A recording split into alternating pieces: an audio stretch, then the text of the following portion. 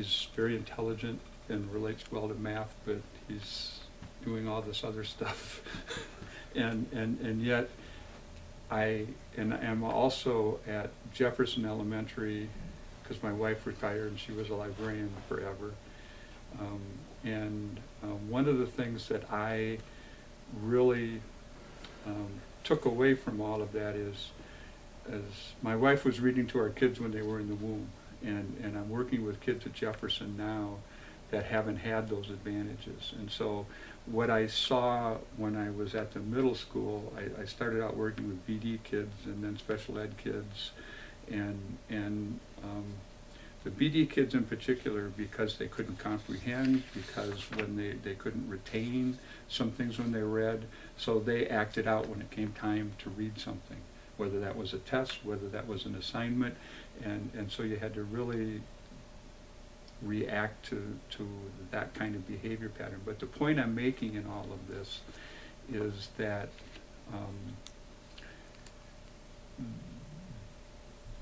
the Clinton-Corn local Union 6 jobs were an important, integral part to the successful economy that we had. And so there was building going on. Galbraith Acres was built during that time.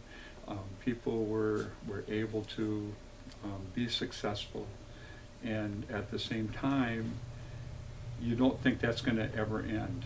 At least that was the mindset.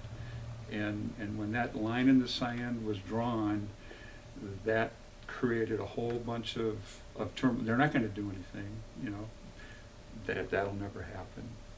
And so the lesson is that if you don't work together, if you don't respect each other, and if you don't put forth your best effort in anything that you try to do, that's the fallout from this. So the loss of jobs, the loss of the union, and so you know, I try to look at the bright side of things. I know people were negatively impacted, but I also know that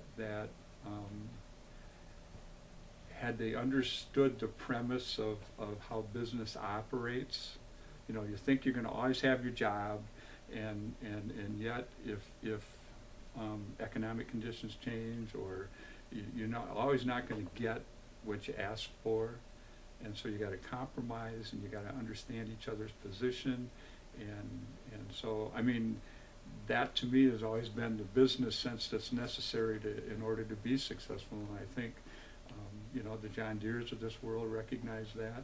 They're successful despite the downturn in the farm economy, and so that's the thing that people have to walk away with, is that you know, I'm impressed with the middle school teachers that I work with right now, and the young teachers in particular, using the smartboard technology, creating their own curriculum.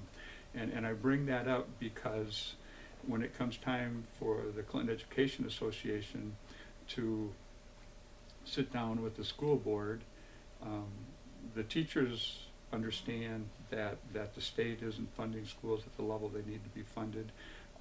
They understand that they're taxpayers too, and so the superintendent, school board wants to take care of the staff, and yet their hands are tied. And so I think the last two negotiating sessions have been successful because the school board was honest, and they can see the school district negotiators that the revenue stream that's necessary for them to get substantial raises is not there. And I know how difficult it is in the classroom. So that's, I guess, is the lesson, that you all got to mesh together and respect each other's position. So I don't know whether I answered your question or not, Brad.